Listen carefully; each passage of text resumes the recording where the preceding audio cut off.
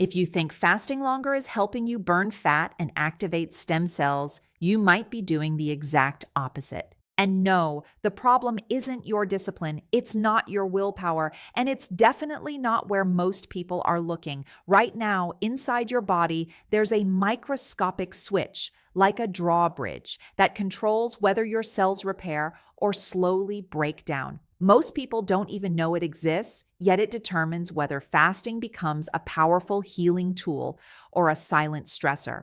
And every time you fast the wrong way, it's like rubbing sandpaper against your own cellular machinery, slowly wearing down mitochondria, disrupting signaling pathways, and blocking the very regeneration you're trying to trigger. What's worse? This isn't rare.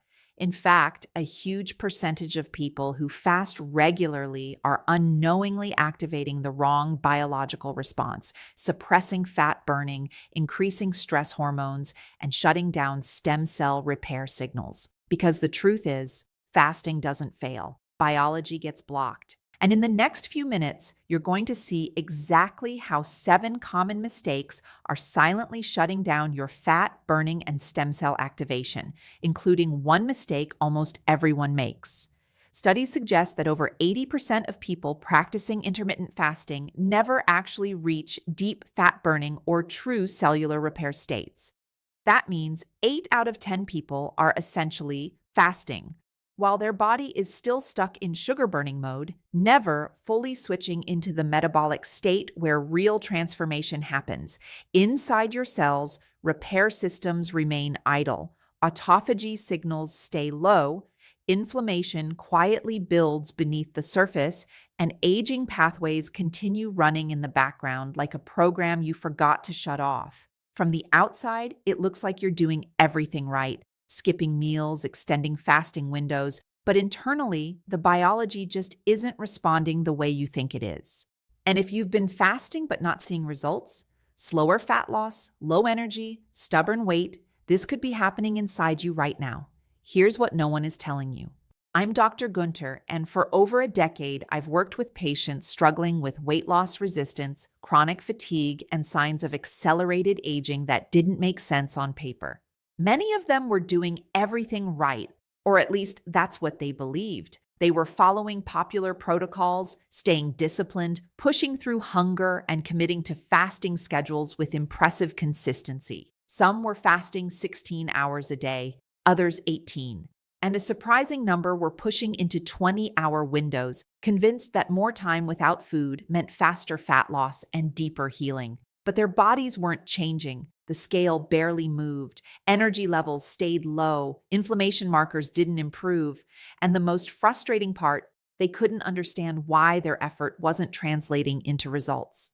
What I started noticing in clinic was something subtle, but incredibly important, a pattern that kept repeating across different patients, different ages, and completely different lifestyles. It wasn't whether they were fasting, it was how they were fasting. Because beneath the surface, fasting isn't just about skipping meals, it's about activating very specific biological switches, pathways that control fat metabolism, hormone signaling, mitochondrial efficiency, and most importantly, stem cell repair mechanisms. And what I discovered was this: certain fasting patterns were actually blocking those switches instead of activating them. In some cases, people were unintentionally elevating stress hormones at the wrong time.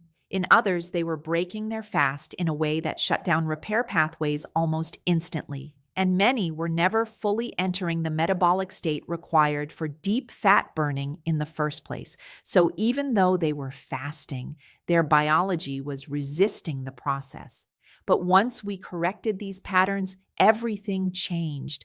Energy came back first, then fat loss became consistent instead of unpredictable. And more importantly, their bodies finally shifted into a true repair state, the kind where cellular cleanup, regeneration, and metabolic efficiency actually begin to work together. So if fasting hasn't worked for you, it's not failure. It's misalignment with your biology. And once you understand what's really happening inside your body, these mistakes become impossible to ignore. In this video, I'm going to break down exactly what's happening inside your body when fasting works. And just as importantly, when it doesn't. Because on the surface, fasting looks simple. You stop eating, your body burns fat, and repair begins. But underneath, there's a much more precise biological process taking place, one that either gets activated correctly or stays completely dormant.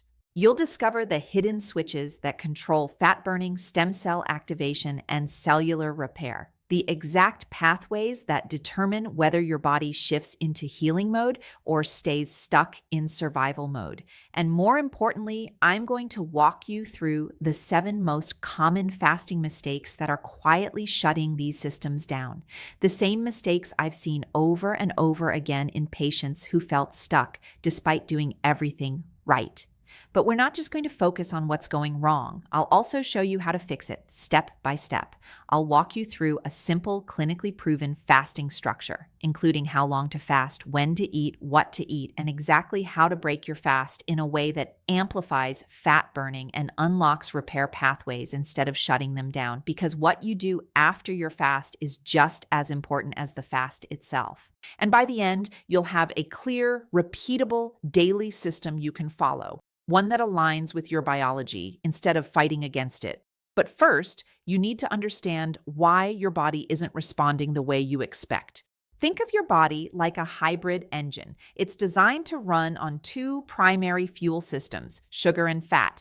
Under normal conditions, your body defaults to sugar because it's quick and easily available. Every time you eat, especially carbohydrates, you're essentially refueling that sugar system. But built into this engine is a powerful secondary mode, fat burning. This is where your body starts tapping into stored energy, producing ketones, and activating deeper repair processes that go far beyond simple calorie burning. The key is this: there's a switch between these 2 systems, and your body can only run one efficiently at a time. Here's where most people go wrong. They never fully flip that switch. They fast, but not long enough to completely shut down sugar metabolism. Glycogen stores remain partially filled, insulin doesn't fully drop, and the body hesitates to transition into full fat-burning mode. Or they do manage to get close, but then they break their fast in a way that instantly pushes them right back into sugar burning. A spike in insulin, a surge in glucose, and within minutes, the fat burning process is shut off again. This back and forth creates a kind of metabolic confusion. The engine keeps trying to switch, but never fully commits. And when that happens, key biological signals stay active in the wrong way. Insulin remains elevated longer than it should. IGF-1 continues signaling growth instead of repair. And autophagy, your body's internal cleanup system, never fully turns on. Instead of clearing out damaged cells, recycling old components, and activating stem cell repair pathways, the system stays idle. Over time, this leads to a cascade of effects. Low-grade inflammation starts to build. Fat loss slows down or completely stalls. Energy production becomes inefficient, and the aging process quietly accelerates in the background. So instead of becoming a clean, efficient, fat-burning machine, your body stays stuck in metabolic limbo. This is where the biology becomes extremely important, because fasting isn't a single switch. It's a sequence of 3 major biological mechanisms that must activate in order. If even one of them is disrupted, the entire process breaks down. The first gate is insulin and IGF-1 suppression. When you eat, insulin rises to manage glucose, and IGF-1 is stimulated to support growth and nutrient storage. This is normal. But when these signals stay elevated for too long or don't drop far enough during fasting, your body remains locked in what we call a growth and storage state. In this state, your physiology is focused on building, storing, and conserving energy, not repairing, not burning deep fat stores, and definitely not initiating regeneration. When insulin and IGF-1 are high, your body is in growth mode, not repair mode. The second mechanism is autophagy activation. This is your internal cleanup system, a highly regulated process where the body identifies damaged proteins, dysfunctional mitochondria, and cellular debris and breaks them down for recycling. Think of it as your body's recycling and maintenance department. It clears out the old, damaged, and inefficient parts so new, functional components can be rebuilt. But autophagy is extremely sensitive. It only activates when nutrient signals drop low enough and insulin remains suppressed for a sustained period. If fasting is too short, interrupted, or frequently broken by insulin spikes, this system never fully engages. The third mechanism is stem cell regeneration. This is where true repair begins. Once the cleanup phase is active and metabolic stress signals are properly aligned, the body can shift into deeper regenerative programming. Stem cells become more active, tissue repair accelerates, and long-term recovery processes begin to take priority over short-term energy use. This is where damaged systems don't just get maintained, they get rebuilt. Your body starts restoring function at a foundational level. Gut lining repair, immune system recalibration, and even improvements in metabolic flexibility. But here's the critical issue. Most people never even reach stage 2, let alone stage 3. They may technically be fasting, but biologically, they are stuck at stage 1. Insulin never drops far enough, autophagy never fully activates, and stem cell regeneration remains off in the background, waiting for conditions that never arrive. Research from institutions like USC has shown that prolonged fasting can trigger stem cell regeneration, particularly in immune system compartments, where damaged or aged cells are cleared and replaced with newly generated ones. This shift is not theoretical. It has been observed at the level of measurable cellular turnover and regenerative signaling pathways. Other studies have also demonstrated significant drops in IGF-1 levels after extended fasting periods. Since IGF-1 is closely tied to growth signaling, nutrient abundance, and cellular proliferation, its reduction is a key marker that the body is transitioning away from growth-driven metabolism and toward conservation and repair-oriented physiology. In simple terms, when these signals shift, your body stops prioritizing storage and growth and begins prioritizing maintenance and repair. At the same time, insulin sensitivity improves. This means your cells respond more efficiently to glucose, reducing the need for high insulin output and stabilizing blood sugar fluctuations. As insulin levels become more controlled, fat oxidation increases, allowing stored fat to become a more accessible fuel source. Alongside this, inflammatory markers tend to decrease. Chronic low-grade inflammation, often driven by excess nutrient signaling, poor metabolic flexibility, and constant insulin elevation, begins to subside as the body enters a more balanced metabolic state. When these processes align, you see a coordinated shift: improved insulin sensitivity, reduced inflammation, increased fat oxidation, and enhanced cellular cleanup activity. These are not isolated effects. They are interconnected outputs of the same underlying metabolic transition. This is why fasting, when done correctly, is associated with improvements in metabolic health, energy regulation, and cellular resilience.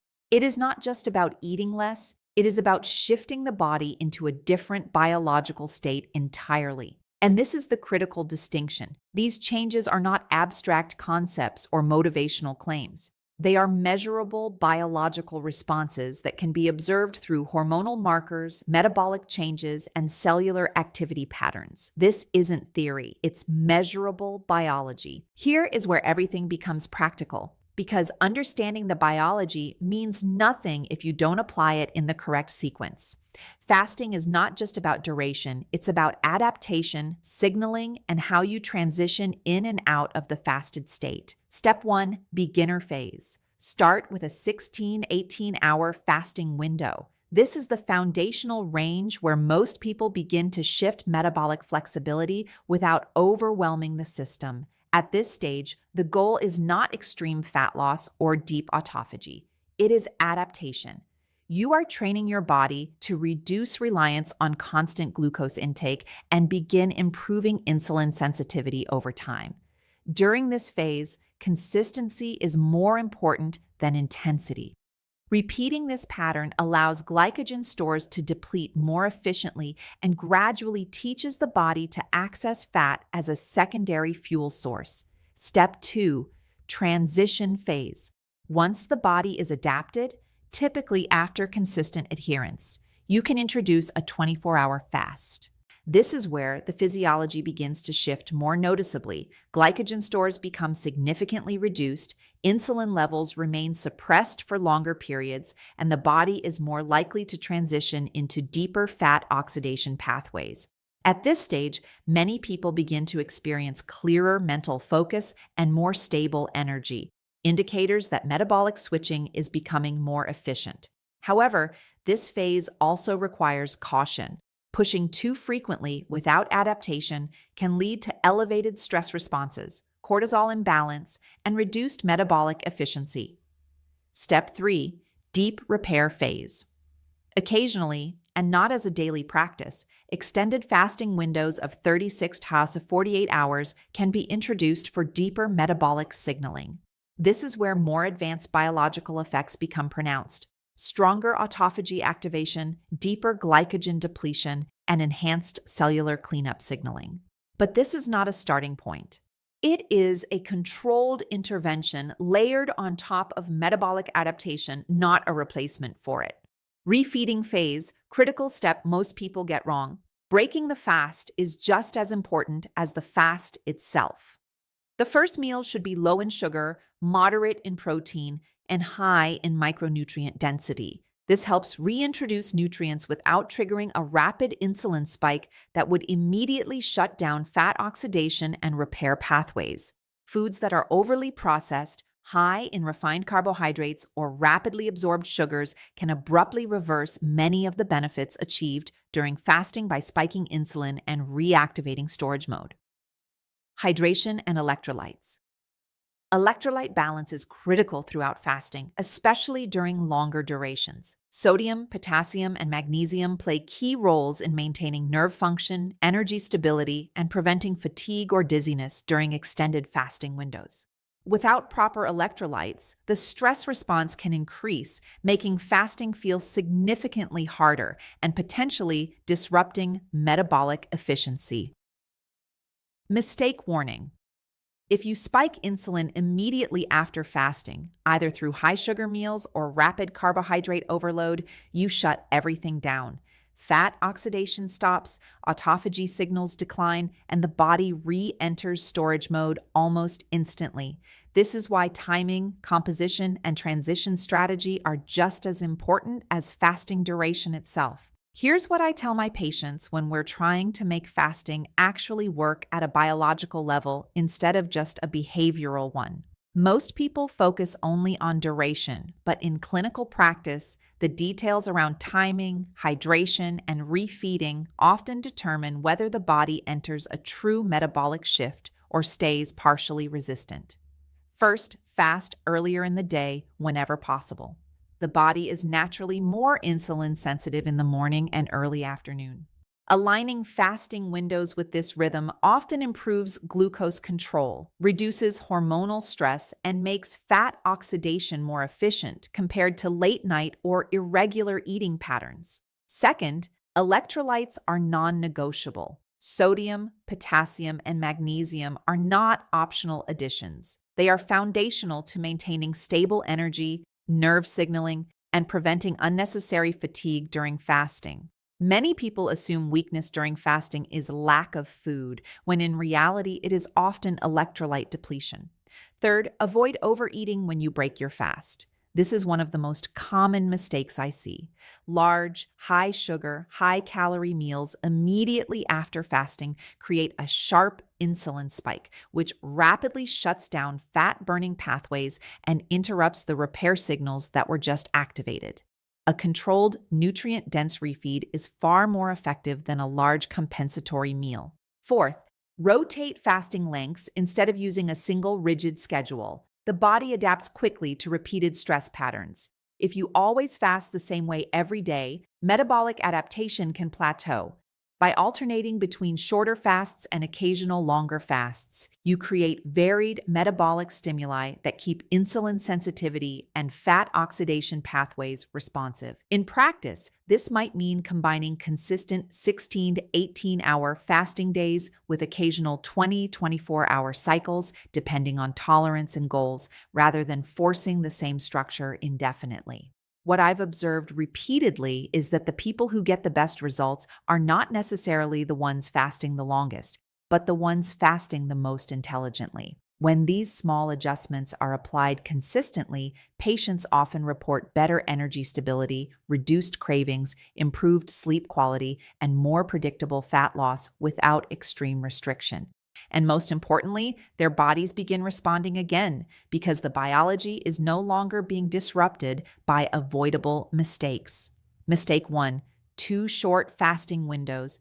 This backfires because the body never fully transitions out of glucose dependency, meaning insulin stays too active and fat-burning pathways never fully engage. Autophagy signals remain minimal, and the metabolic switch is constantly interrupted. Instead, aim for a consistent fasting window that allows glycogen depletion and metabolic adaptation, typically at least 14-16 hours as a baseline. Mistake 2: breaking fast with sugar. This backfires because a rapid glucose influx triggers an immediate insulin spike, which shuts down fat oxidation and stops autophagy almost instantly. It essentially reverses the fasting state within minutes. Instead, break your fast with low glycemic foods, adequate fiber, and a balanced mix of protein and micronutrients to stabilize insulin response. Mistake 3: too much protein immediately after fasting. This backfires because excessive protein intake in a post-fast state can still stimulate insulin and mTOR signaling too strongly at once, pushing the body toward growth and storage rather than gradual metabolic transition. Instead, use moderate protein intake paired with healthy fats and micronutrient-dense foods to avoid overwhelming the system. Mistake 4: poor hydration and no electrolytes. This backfires because fasting naturally shifts fluid and mineral balance, and without sodium, potassium, and magnesium support, the body can interpret this as stress, increasing cortisol and reducing energy efficiency. Instead, maintain steady electrolyte intake throughout the fasting window to support nervous system stability and metabolic function. Mistake 5: inconsistency in fasting patterns. This backfires because the body thrives on predictable metabolic signaling. Constantly changing fasting durations or frequently skipping fasting protocols prevents the body from adapting and building metabolic flexibility. Instead, maintain a structured baseline routine with controlled variations, allowing the system to adapt while still receiving consistent fasting signals. When these mistakes accumulate, they don't just reduce results. They actively block the biological processes fasting is supposed to activate, including fat oxidation, hormonal balance, and cellular repair pathways. Week 1 to 2, metabolic shift begins. During the first phase, your body is still adapting to the absence of constant food intake. Glycogen stores start to gradually deplete, and insulin levels begin to show more stability between fasting windows. At this stage, the most important change is not dramatic fat loss. It is metabolic flexibility slowly improving. Your body is learning to transition away from constant glucose dependence and begin accessing stored fat more efficiently. Energy levels may feel slightly fluctuating at first, especially if electrolytes or hydration are inconsistent, but internally, important signaling pathways are beginning to recalibrate. This is also where early insulin sensitivity improvements start to appear, even if they are not immediately visible on the scale. Week 3, Hassan 6, fat loss becomes noticeable. By this phase, the metabolic switch becomes more reliable. The body is no longer guessing between fuel sources. It is actively using both glucose and fat depending on availability, with a stronger preference for fat during fasting windows. This is where most people begin to notice visible changes. Fat loss becomes more consistent, particularly around stubborn areas like abdominal and visceral fat. Appetite regulation also starts to stabilize as hormonal signals such as ghrelin and insulin become more balanced. Internally, fat oxidation increases, and mitochondrial efficiency improves. This means your cells are producing energy more effectively, leading to better endurance, clearer focus, and more stable energy throughout the day. Month 2-3, deeper repair and regeneration. At this stage, the body is operating in a more advanced metabolic state. fasting is no longer just a weight loss tool. It begins to influence deeper cellular processes. Autophagy becomes more consistent during fasting windows, allowing the body to clear damaged proteins and dysfunctional cellular components more efficiently. This supports improved cellular health and reduced inflammatory load. Stem cell signaling pathways may also become more responsive under the right conditions, especially when fasting is combined with proper nutrition and controlled refeeding. This is where long-term repair processes begin to matter more than short-term fat loss. Energy stability becomes significantly improved, inflammation markers tend to reduce, and recovery from stress or physical exertion becomes faster and more efficient. At this point, fasting is no longer just about restriction. It becomes a regulated biological rhythm that supports maintenance, repair, and metabolic optimization over time. Your body is not broken. It is far more intelligent than most people realize. What often gets interpreted as failure, slow fat loss, low energy, or lack of results from fasting is usually not dysfunction. It is miscommunication at the level of biology. Your cells are constantly listening for signals. Hormones, nutrient timing, stress levels, sleep quality, all of these act like instructions that tell your body whether to burn, store, repair, or conserve. When those signals are inconsistent or incomplete, the body does exactly what it is designed to do. It protects you. It slows down energy expenditure, holds on to stored fuel, and prioritizes survival over transformation.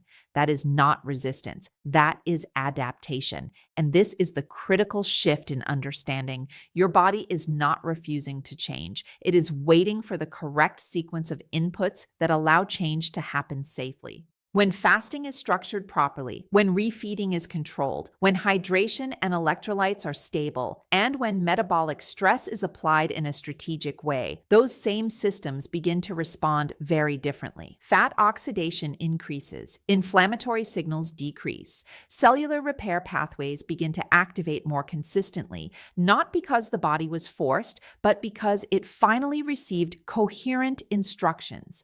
This is why two people can follow the same fasting concept and get completely different results.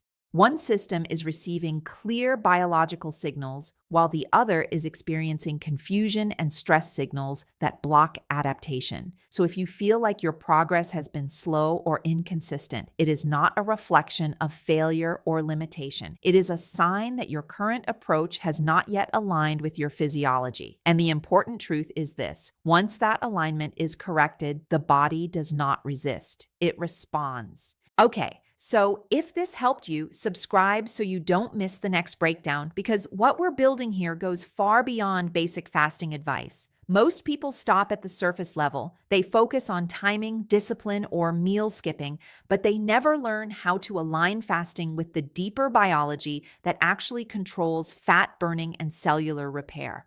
That's why in the next video, I'm going to take this even further and show you something very few people talk about: the one specific nutrient that can significantly amplify the effects of fasting when used correctly.